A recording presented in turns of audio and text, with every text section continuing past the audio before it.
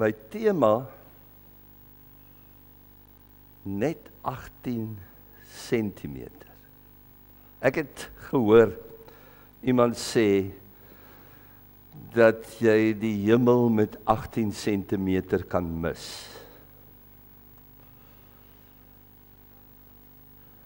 Van jou mond na jou hart toe. Of dalk andersom, van jou hart na jou mond toe.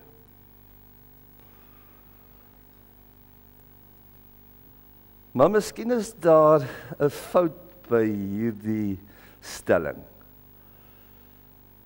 En daarom 'n tweede so verskuilde tema wat ek nou nie gebruik het om die mense hier te kry vanoggend nie, maar wat die heel belangrikste mag wees, wat eintlik nou die verrassing is, en begin, net die volgende skyfie, en begin ook in hierdie begin van die kerklike jaar al, en wat ons nou weer sal deurwerk, waaroor alles ook gaan in die kerklike jaar, ontvang wat aan jou gegee is. Ontvang wat aan jou gegee is. En daai titel het ek verkry, uit die titel van 'n baie bekende boek, en ek wil ons fondasie bietjie met verwysings na die boek lê. 'n Boek wat uitgegee is, ontvang vir wat vir jou gegee is, en Connie Burger, Andri Silje. Ek gaan nie baie daaroor sê nie, want die man sit hier in die gehoor, maar ek gaan so 'n bietjie net 'n verwysings daarna toe gee in die begin, ook om ons fondasie te lê vanoggend. En dan kan u, as u nog nie hierdie boek ter hande geneem het nie, dan moet u dit asseblief dan gaan doen. Vreugde, vreugde, God stuur sy seun, heling, bevryding vir julle. Geliefde kinders, bly daarvan getuig. Amen. Een van die twee jong manne wat hier vanoggend hier sou gestaan het, sou ook gedoop geword het. En toe het ek het goed gedink om by die punt in die liturgie te hou, as 'n doopherinnering. Wat onthou jy van jou doop? Nou kan jy my dalk sulke slim antwoorde gee, soos wat ek ontvang het toe ek 'n empiriese studie gedoen het oor die geleentheid oor die onderwerp as student, waar mense gesê het, o nee, gids, moenie my vra nie, ek was nog te klein. En toe het ek agtergekom, die kerk het eintlik nie baie goed gedoen om in die doop groot te word nie, om mense te lei om in die doop groot te word nie. En dit het natuurlik gelei tot regstellings, en daar's baie nou wat gedoen word om dit reg te stel, onder andere dan doopherinneringe, en ek dink dit water maar weer af met tyd, dat dit nie genoeg gedoen word nie. Nou die goeie nuus is, maak nie saak hoe jy antwoord nie. Of jy net dood eenvoudig sê, ek weet niks daarvan af nie. Dis nie verswarend nie. Dis juis beklemtoon die feit, ongeag ek en jy, wat niks van ons eie doop kan onthou dalk nie. Niks daarvan weet nie, nie enige belewing daaruit kan in herinnering roep nie.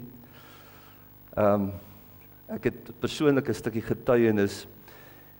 Al wat ek van my eie doop onthou is 'n fotootjie met my ma en 'n vreemde tannie wat by haar staan, en die vreemde tannie het 'n yslike hoed op gehad, verskriklike groot hoed op gehad, en 'n babatjie in haar arms met 'n baie, baie lang dooprok. En dit is gesê, dit was nou ek.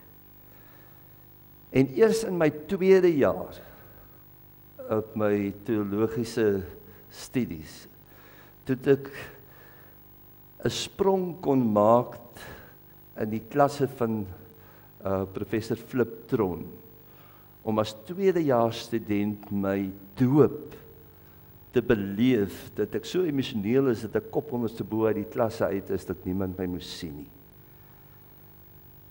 En dit was juist die beklemtoon, dit wat ek niks van weet nie, dit wat ek niks van aan onthou nie, het God vir my alles gedoen. Het God vir my alles gedoen.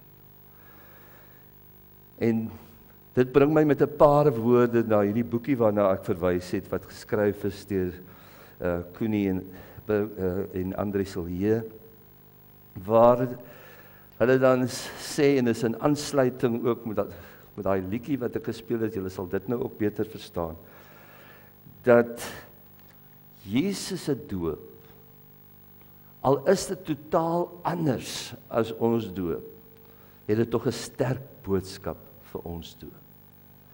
Die andersheid daarin lê daarin, dat mense baie keer sê, daar's baie keer onder mense die behoefte, maar ek wil graag soos Jesus gedoop word. En dis dan 'n motivering, dat jy jou ergens anders, want ons het nie die opening in die kerk nie, dat jy 'n onderdompeling of 'n groot doop of ondergaan. Maar in hierdie geval lei ons af uit die woorde van Johannes, dat dit 'n vreemde ding was van Jesus wat hy gedoen het. So kom ons luister eers na die skrifgedeelte uit Matteus 3 vers 13 tot 17, en in hierdie gedeelte kom ons verootmoedig ons dan ook met self oor waar staan ons in verhouding met dit wat in ons hart leef, dit wat ons glo en bely, met dit wat Jesus dan gedoen het. Op 'n dag het Jesus van Galilea af by Jordaanrivier aangekom om deur Johannes gedoop te word. Maar Johannes wou hom keer. "U behoort my tog veel eerder te doop," het hy gesê. "Dis ongehoord dat u nou na my toe kom." Want Johannes se doop was 'n sondaarsdoop. Dis 'n oproep vir mense om hulle te bekeer en dan is hulle gedoop. En Jesus wat sonder sonde is, kom nou na Johannes toe. Dit pas nie. Maar Jesus sê vir hom geantwoord, "Wag nou. Ons moet God se wil juis op hierdie manier gehoorsaam." Daarom het Johannes ingestem en hom gedoop. Na Jesus se doop het hy dadelik uit die water geklim. Net daar gaan die hemel toe vir hom oop. En hy sien hoe die Gees van God soos 'n duif op hom afdaal. Daar kom toe 'n stem uit die hemel wat sê, "Hy is my geliefde seun, 'n kind van my hart." Wonderlik om uit hierdie gedeelte af te lei, en as dit nou gaan oor belydenis ook, hoe God drie-enig betrokke is by die mens. Jesus wat na Johannes toe kom en hom identifiseer met die sondaar mens. Daar word van hierdie geleentheid ook gepraat van 'n tipe van 'n gradeplegtigheid vir Jesus, waar dit bevestig word en waar hy dit ontvang, dat hy vir 'n spesifieke doel in hierdie wêreld gekom het, wat net hy alleen voorbekwaam gemaak is. Net hy alleen kan doen. En die is dan die 3 toeseggings wat ek vanoggend ook net vir julle wil gee, wat julle asseblief ook meer oor moet gaan lees, is dan in die eerste plek dat die hemel ook vir jou oop is. Hoe swaar dit al ergens moet vir jou moes gegaan het. waar al die deure toe was. Die hemel was oop. En die hemel is oop en vir ewig oop, ook nou, waar Jesus sy, volgens dit wat hy moes kom doen het, voleindig het, die seisoen van voleindiging, en sit aan die regterhand van God waar hy heers. Dis 'n ewige oopheid vir my en vir jou.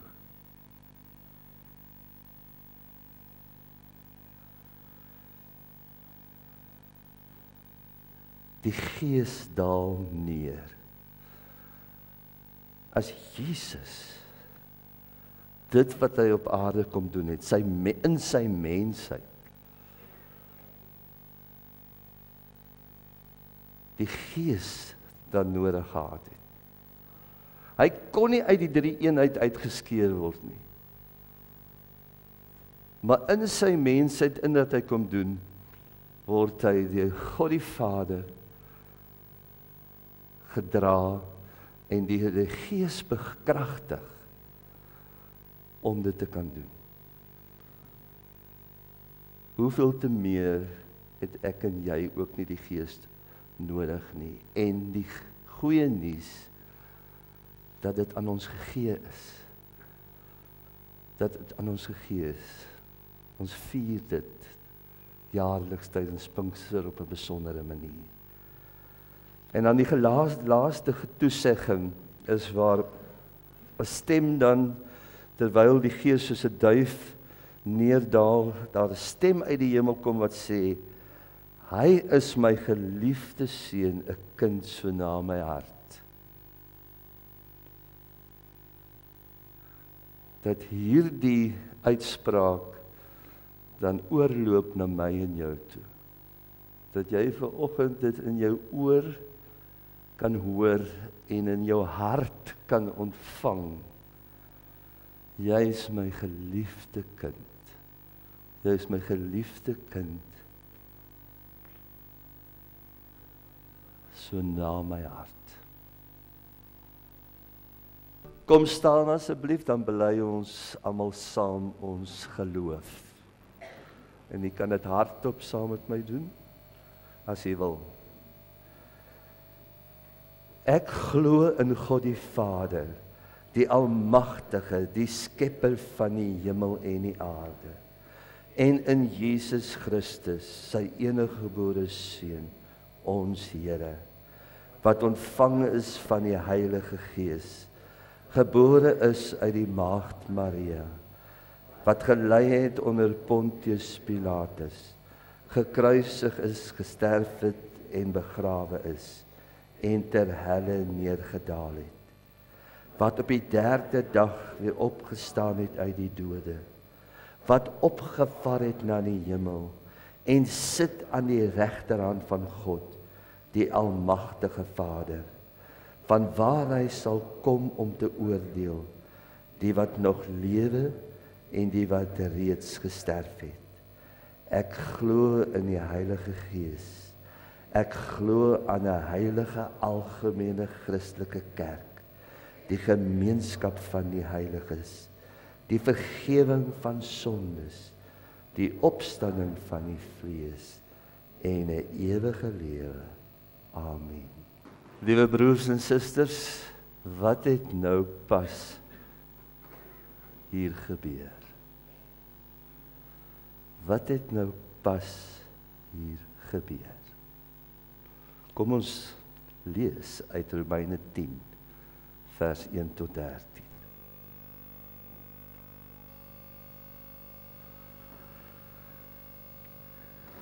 Die skriflesings is volgens uit die Nuwe Lewende Vertaling. Dit sit vir my self so 'n bietjie op die pad al na die prediking toe, want dit is nie 'n direkte vertaling nie.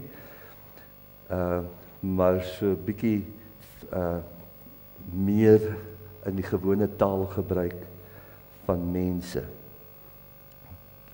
Broers en susters, die intense verlange van my hart En my gebed tot God is dat my volk verlos sal word.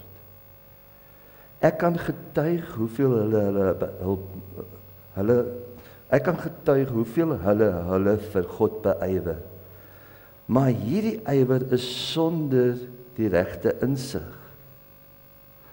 Want hulle ignoreer die vryspraak van God en hulle streef daarna om self hulle saak met God reg te maak. Hulle is nie bereid om God se vryspraak te aanvaar nie. Christus is immers die eindbestemming van die wet, sodat elkeen wat in hom glo, vrygespreek kan word. God se verlossing is daar vir almal. Moses skryf soos volg omtrent die moontlikheid om jou saak met God reg te maak. Wie die vereistes van die wet nakom, sal daardeur lewe. Maar die vryspraak wat 'n mens kry deurdat jy glo, se boodskap is, jy hoef nie in jou hart te wonder. Wie sal na die hemel opklim? Dit wil sê om Christus na die aarde toe te bring om jou te help. Of wie sal na die plek van die dooies onder die aarde afdaal? Dit wil sê om Christus uit die dood terug te bring nie. Nee. Die verlossing wat joune word, deurdat jy glo. En dit is juis hierdie boodskap wat ons verkondig, is sommer hier by jou, om die waarheid te sê, die skrifwoord lui, die boodskap is hier by jou, op jou lippe en in jou hart. Want as jy met jou mond bely, dat Jesus die Here is, en met jou hart glo, dat God hom uit die dood opgewek het, sal jy verlos word. Want as ons glo met ons hart, word ons vrygespreek, en dit as ons met ons mond bely, word ons verlos. Soos die skrif sê, wie in hom glo, sal nie beskaamd staan nie. Inderdaad, dit maak geen verskil of jy 'n Jood of 'n Griek is nie. Ons het almal dieselfde Here, en hy deel sy rykdomme uit aan almal wat hom aanroep. Want elkeen wat die naam van die Here aanroep, sal verlos word.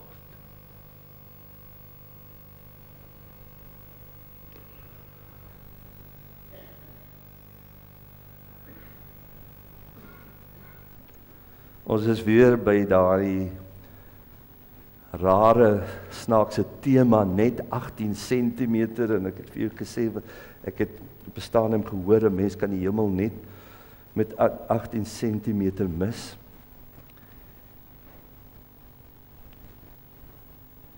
Maar hier gaan dit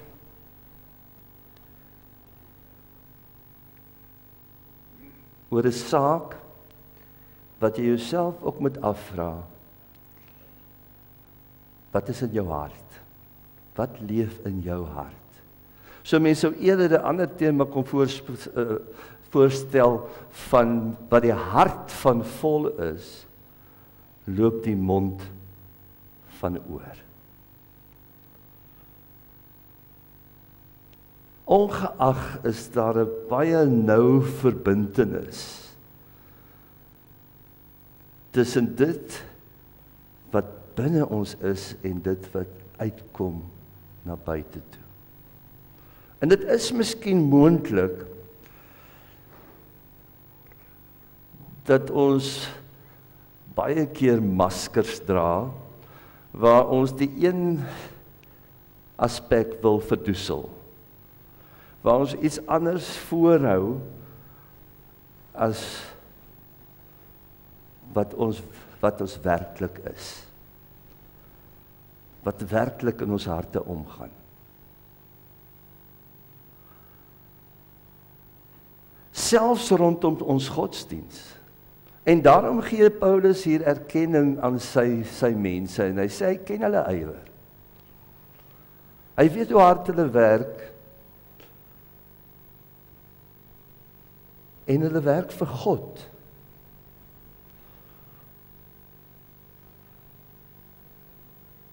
Maar die insig ontbreek En daar's 'n weiering om werklik God se vryspraak te aanvaar.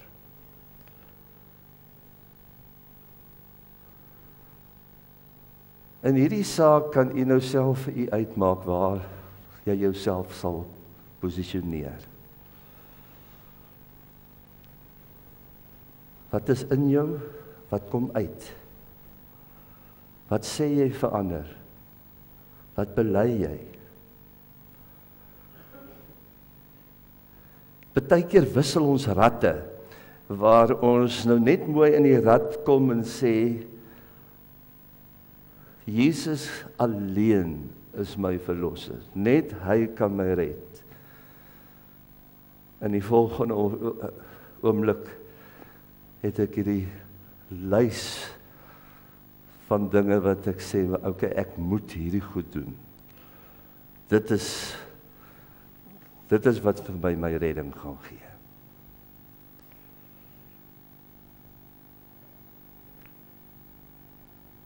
En dis hoekom ek begin net met die doopherinnering. En dit vat jou terug na iets wat jy glad nie by betrokke was nie. Glad dalk nie meer in herinnering kan roep nie. Buite jouself gebeur het.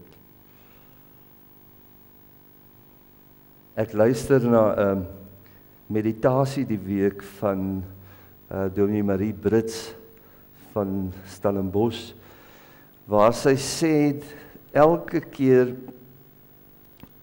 as sy oor Jesus nadink en wat hy vir ons gedoen het, dan sien sy die prentjie asof God sy moue oprol. En werklik diep in ons lewens insteek. En in ons werk.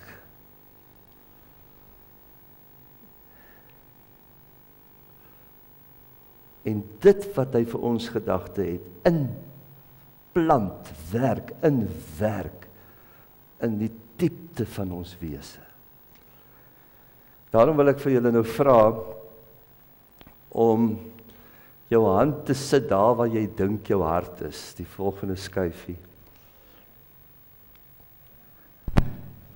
Sit jou hart daar, en as jy dit nog kan regkry om te voel klop. Want God praat 'n hartstaal. En ene Teresa Shields Parker het die volgende geskryf.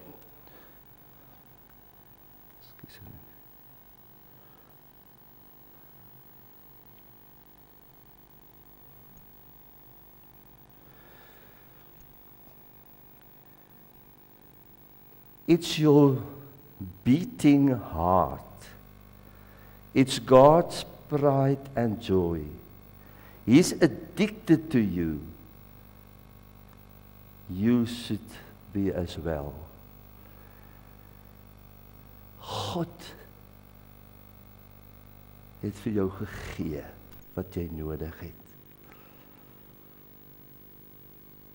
En nou raak die 18 centimeter raak oorbodig. God is naby jou, in jou. En ons kan dalk nou geneig wees as ons in terme van die 18 centimeter praat, om selfs daai 18 centimeter nou ons deel te maak. My werk. Ja, ek moet nou dit wat ek hier lees en dit wat ek weet en die kennis wat hy het, ek moet dit nou na my hart toe kry. Ek moet dit nou na my hart toe kry. En kan jy dit sien? Dis nou my deel. Dis wat ek deel het in my verlossing. Nee. Dit begin by God se inplanting in my hart. Waarvan ek bewus word as ek hoor en voel my hart klop.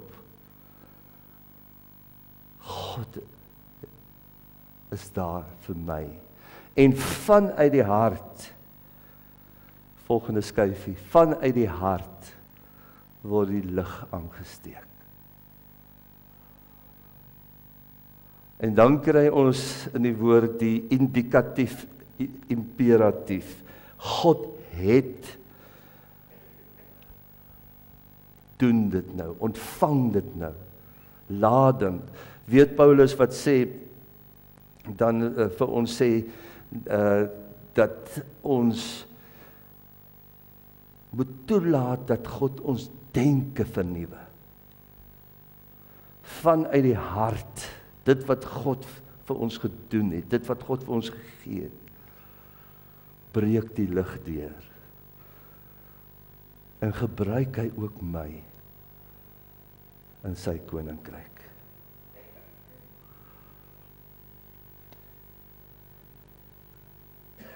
Volgende skyfie. Ons tree so 'n bietjie terug in hierdie gedeelte. Paulus begin hierdie gedeelte deur sy hartsbegeerte te sê. Nou dit kan ook alleen daar wees, omdat God vir hom op die Damaskuspad omgekeer het. En by wyse van Spreuke 'n hartoorplanting gegee het.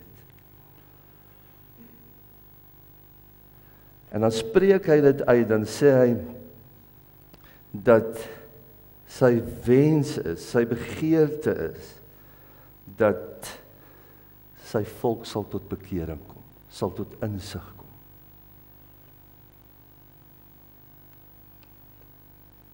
En dit is wat in my en jou hart ook moet lewe.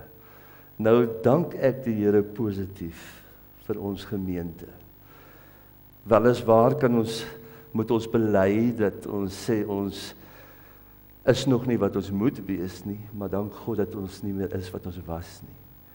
Ek dank God vir ons gemeente wat dit duidelik maak en sê dis wat ons by die Here gehoor het en dis dat almal hier welkom is. En dat almal met die boodskap van verlossing bereik moet word. En dis onder andere nou baie aktueel by ons in die kerkraad en wat vroeg volgende jaar pertinent aandag sal kry, is hierdie taak om dan hierdie verlossingsboodskap by mense uit te bring. Die fotootjie daar is 'n fotootjie wat ek toe op afgekom het terwyl ek iets gesoek het om hierdie uitdrukking aan hierdie begeerte te gee. En dis 'n foto wat nou onlangs geneem is toe oom Angus Bakken dan vir die Kaapstad besoek het. En hy is as mens omstrede. Mense het verskillende menings oor hom. Maar iets wat ek uit hierdie situasie ervaar het, is iets wat van die begeerte dat mense gered moet word. En ek dink dit kan ons nie wegneem nie. Iets in sy eie, dit wat hy in sy eie lewe ervaar, dit wat God hom in sy hart duidelik gemaak het. Stoom uit as ware.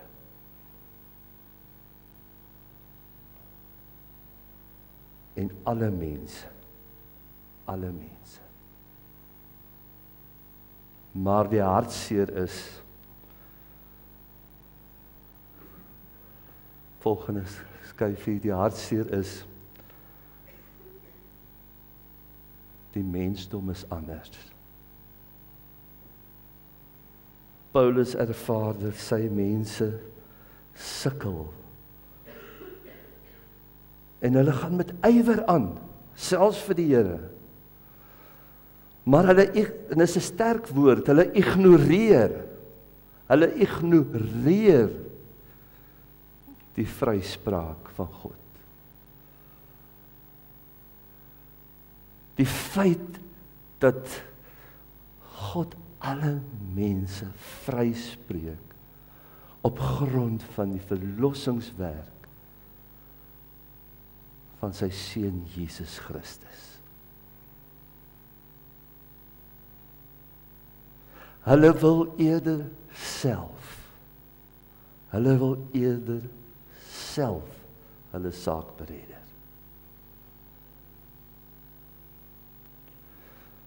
En hierdie geneigtheid kom uit in ons verhoudings. Tot op so 'n mate dat jy eintlik op die ou einde selfs oor ander mense wil God speel. Dat jy gereed staan met jou oordeel, met jou kritiek. Dat jy verval in jou voorwaardelike liefde. Dat jy weier om tot die onvoorwaardelike liefde van God die Vader oor te gaan.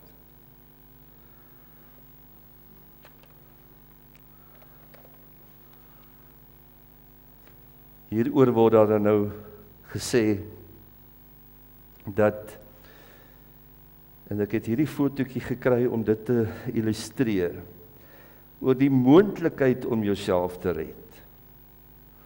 En nou kan jy jouself indink hierdie inspanning en ook dink aan ander prentjies wat mense wel reg kry en wat hulle wel doen.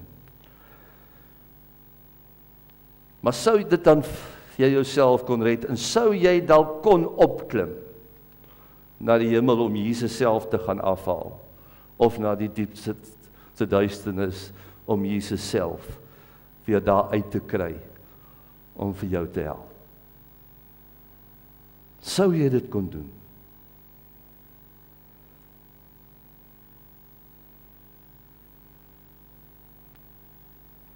Die boodskap waaroor dit gaan. En dit word vir ons in die vers uitgestippel waar dit vir ons sê, Jesus is die bestemming van die wet. Jesus is die bestemming.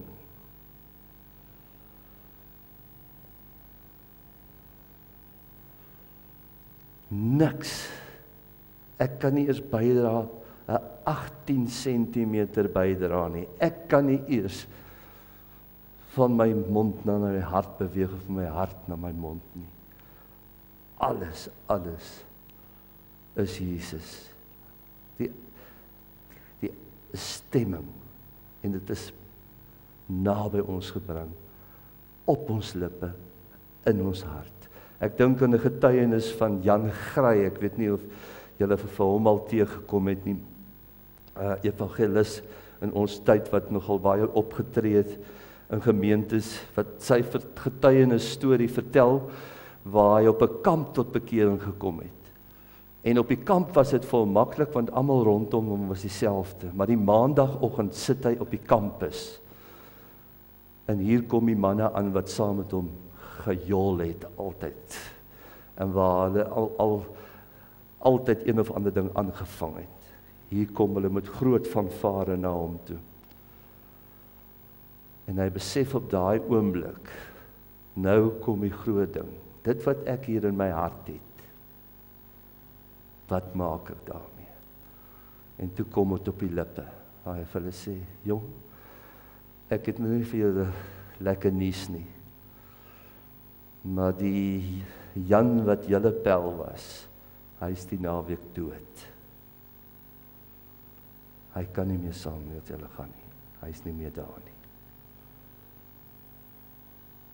Dit wat in die hart was, wat die belydenis word. Jesus is die bestemming, gaan lees dit op die briefies.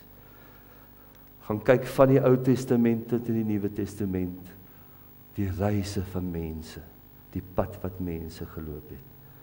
Jesus is die bestemming. Die volgende skyf ek illustreer dit. Nog enetjie aan.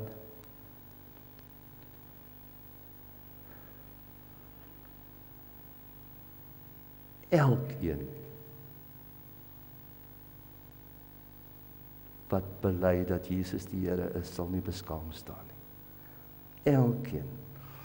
En daarom, liewe broers en susters, is dit so vir my so 'n netelige saak en so 'n groot ding as iemand sê Jesus is die Here. Wat maak ek en jy daarmee? As iemand sê Jesus is die Here, wat maak ek daarmee? Ag nee, jy kan nie, jy voldoen nie. Maar dit en dat,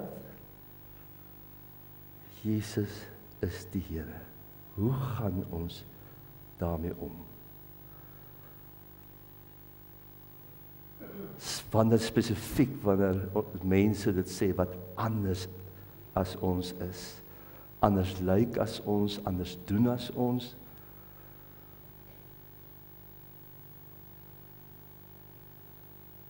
Jesus is die Here. Elkeen. Ek eindig met 'n heel laaste sinnetjie.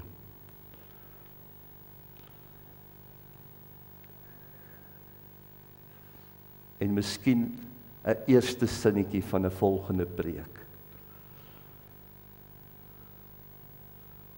As mense sê Jesus is Here, wat is ons verantwoordelikheid? Praat met mekaar. Praat met mense. Aan die ander kant wil ek eintlik anders vertaal.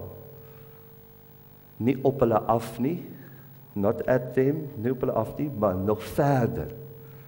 Nie oor hulle nie. Nie oor hulle nie. Praat met mense en nie oor hulle nie. Ek nooi u uit om aan die responsoriese belydenis gebed nou deel te neem. U praat waar dit onderstreep is en ek gaan vir u voor. Here Jesus Christus, ons wil ons geloof openlik bely. Die woord is naby ons, in ons mond en in ons hart.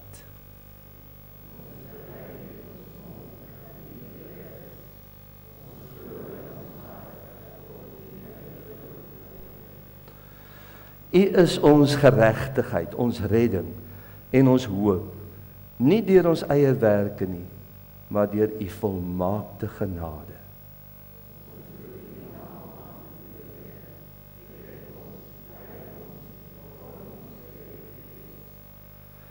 U beloof dat niemand wat in u glo ooit beskaam sal staan nie.